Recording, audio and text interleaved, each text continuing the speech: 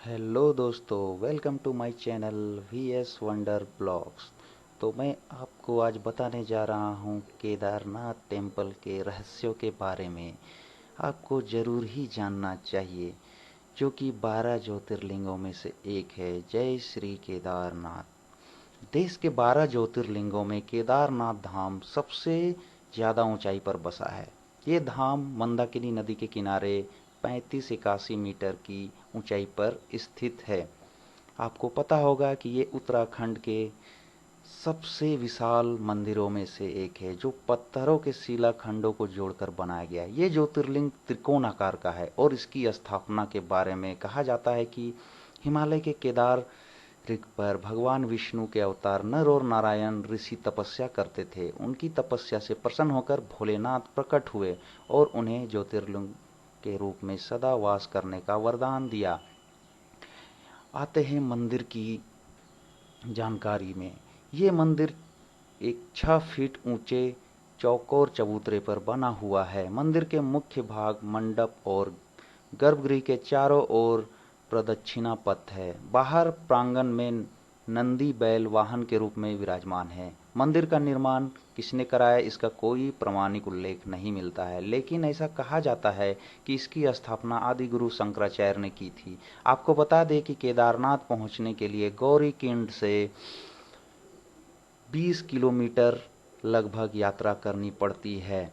बाबा केदार का ये धाम कात्यूहरी शैली में बना हुआ है। इसके निर्माण में भूरे रंग के बड़े पत्थरों का प्रयोग बहुतायत में किया गया है। मंदिर की छत लकड़ी की बनी हुई है, जिसके शिखर पर सोने का कलश है। भगवान केदारनाथ के दर्शन के लिए ये मंदिर केवल 6 महीने ही खुलता है और 6 महीने बंद रहता है।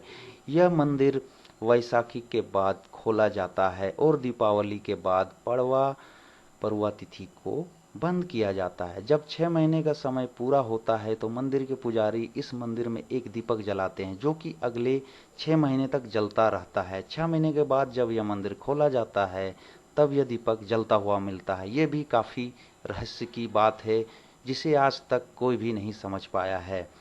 केदारनाथ मंदिर को 3 भागों में बांटा गया है। पहला गर्भगृह, दूसरा दर्शन मंडप और तीसरा सभा मंडप।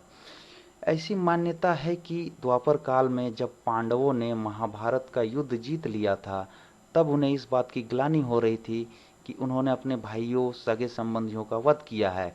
उन्होंने बहुत पाप किए हैं, इसे लेकर वो बहुत दुखी रहा करते थे। इन पापों से मुक्ति के लिए पांडवों ने भगवान शिव के दर्शन के लिए काशी पहुंचे, लेकिन वहां पहुंचने के बाद पता चला कि जब भोलेनाथ वहां से नाराज होकर केदारनाथ चले गए हैं, फिर पांडव भी भोलेनाथ के पीछे पीछे केदारनाथ पहुंच गए। फिर भगवान शिव ने पांडवों से बचने के लिए बैल का रूप धारण किया और बैल के झुंड में शामिल हो गए। तब भीम ने अपना विराट रूप धारण करके 2 पहाड़ों पर अपना पैर रखकर खड़े हो गए। वो जानते थे कि भगवान भोलेनाथ मेरे पैरों के नीचे से नहीं जाएंगे। सारे बैल तो पैरों के नीचे से चले गए, पर भगवान वहीं अंतर ध्यान होने ही वाले थे कि भीम ने भोलेनाथ की पीठ पकड़ ली। पांडवों की इस लालसा को देखकर भोलेनाथ बहुत प्रसन्न हुए और उन्हें दर्शन दिए।